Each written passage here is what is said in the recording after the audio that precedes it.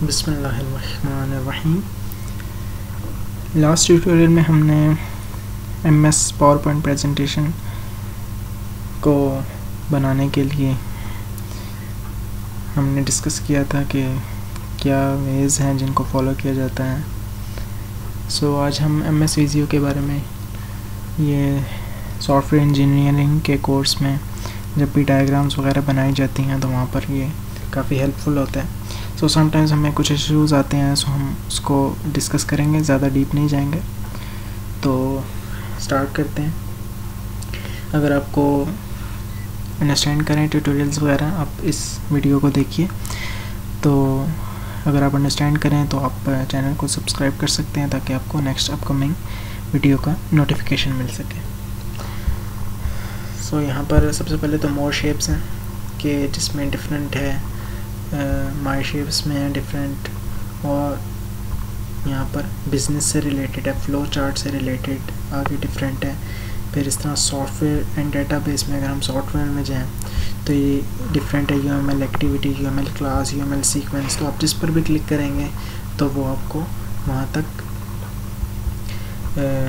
उसके जो यूज़ होती हैं उसमें नोटेशंस उनकी प्रोवाइड यहाँ पर लेफ़्ट साइड पर जो आप लिस्ट देख रहे हैं वहाँ पर लिस्ट में वो आ जाएगा। जैसे UML क्लास को अगर मैं यहाँ पर लिखूँ तो ये आपने देखा यहाँ पर क्लास से रिलेटेड जो इसमें डिफरेंट है, इनहेरिटेंस का कॉन्सेप्ट है और डिफरेंट डिपेंडेंसी और जो क्लास का इंटरफेस जो क्लास के लिए कंटेनर यूज़ किया जाता है, ठीक है। तो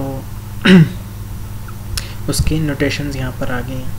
ये इस चीज़ को यूज़ करना काफ़ी ये इजी है यूज़ करना, क्योंकि बहुत सी यहाँ पर नोटेशंस हमें मिल जाती हैं बहुत सी डायग्राम्स की। आपने देखा होगा इतनी ऑप्शंस हैं कि हर ऑप्शन में बहुत सी ऑप्शंस हैं। तो यहाँ पर एक इशू समटाइम्स ये आता है कि जिस तरह क्लास डायग्राम्स बनाई, यहाँ पर इसको जो कॉन्सेप्ट है एक मल्टीप्लिसिटी का कॉन्सेप्ट होता है। सबसे पहले उससे पहले हम कनेक्टर का यूज़ कर लेते हैं कि इस तरह से अब इनको सपोज़ मैंने यहाँ पर कनेक्ट कर दिया, ये अब यहाँ पर इसको कनेक्ट कर दिया मैंने। अब यहाँ पर ये एडजस्ट नहीं हो रहा, तो अगर ज़्यादा इशू एडजस्टमेंट में तो आप शिफ्ट को प्रेस कीजिए और ऊपर वाला एरो को होल्ड रखिए प्रेस करके, तो वो लाइन एक स्ट्रेट लाइन बन जाएगी। अब यहाँ पर आता है मल्टीप्लिसिटी का, जो कि जिस तरह 1 to 1, मैनी टू मैनी। तो यहाँ पर क्या उसका तरीका है कि यहाँ ए टेक्स्ट जो लिखा हुआ है इस पर क्लिक कीजिए और यहाँ पर इसको बॉक्स बनाइए और इसमें अब आप लिखें 1 to 1, ठीक है। तो अब यहाँ पर आप देख सकेंगे कि यहाँ पर लिखा गया होगा। इसको मैं जूम कर देता हूँ।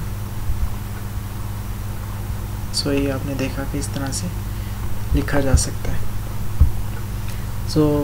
यहाँ पर बाकी हम शेप्स के बारे में देखते हैं कि जिस तरह से कोई भी शेप आप यहाँ पर जस्ट आप इसको स्लाइड करें तो ये आपने देखा कि 4 डॉट्स साइड पर आपको नज़र आ रहे होंगे। इन पर आप रखें किसी पर भी और उसको जब आप कनेक्ट करेंगे तो ऑटोमेटिकली इसको साथ कनेक्ट कर देगा।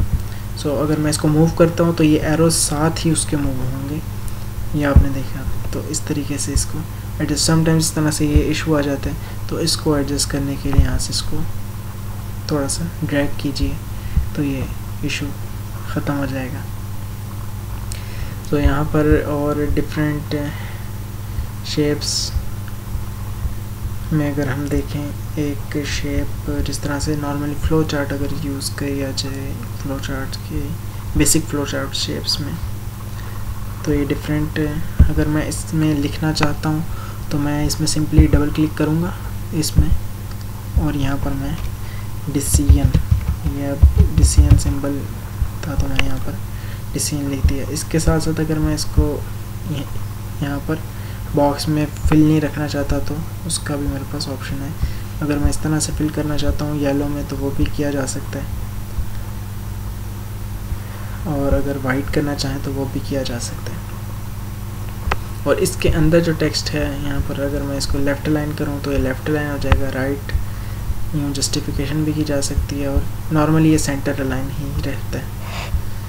डिफ़ॉल्ट ये है इसका कि सेंटर लाइन में रहे।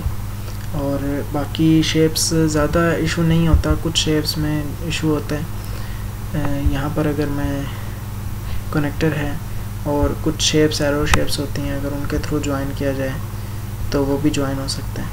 ठीक है, ये एरोज़ नॉर्मली यूज़ नहीं किए जाते क्योंकि हमें कनेक्टर की ज़रूरत होती है, तो वो हमें शेप्स से प्रोवाइड हो सकता है। जिस तरह यहाँ पर अगर मैं यूज़ केस डायग्राम, सो ये आपने यहाँ पर डिफरेंट एसोसिएशंस हैं, एक्टर्स हैं, तो यहाँ से हम इन शेप्स का जो भी शेप आपको जो भी डायग्राम बनानी है आप सिंपली उसमें जाएंगे तो उसके बारे में आपको अब से यूज़ केस की डायग्राम में ही यूज़ है, तो इसलिए यहाँ पर है। और यहाँ पर डिफरेंट हैं, UML सीक्वेंस हो गया। ठीक है, सो यहाँ पर अब इस तरह ये एक एरो है, मैं इसको अगर एरो ड्रॉ करना चाहता हूँ किसी पर तो UML सीक्वेंस में अब ये एरो ज़्यादा बेटर है कि बजाय इसके कि मैं यहाँ पर समटाइम्स ये होता है कि मैं दूसरी डायग्राम्स के नोटेशंस की हेल्प लेनी पड़ती है, लेकिन मैक्सिमम ऐसा नहीं होता। अब यहाँ पर अगर मैं बेसिक जो एरो शेप्स हैं उनका यूज़ करूँ जो लास्ट टाइम मैंने आपको दिखाई, तो उससे बेटर है कि थिक एरो से ये यूज़ किया जाए। ठीक है, सो ये कुछ बेसिक शेप्स हैं। और हाँ, यहाँ पर एक और है कि जब हमें इस एरो के ऊपर लिखना हो तो उस पर भी डबल क्लिक ही किया जाता है, जिस तरह से यस। ठीक है, तो ये बेसिक्स हमने डिस्कस किया है, किसी मेन डायग्राम को लेकर हमने डिस्कस नहीं किया, जस्ट समटाइम्स थोड़े बहुत इश्यूज आते हैं। सो अगर आपको इसमें कोई इशू ऐसा है कि जो आप उस पर डिटेल्ड वीडियो बनवाना चाहते हैं तो आप बता सकते हैं। बाकी अगर मैं इसमें डीप जाना चाहूँ तो बहुत सी ऑप्शंस हैं इसमें। सो अगर आपको कोई कन्फ्यूजन है तो आप कमेंट लीव कर सकते हैं। So I will try to make video if possible. If you understand this video, you can subscribe, and if you want to know about programming in C++, then you can visit some other videos on this channel about programming. Thank you.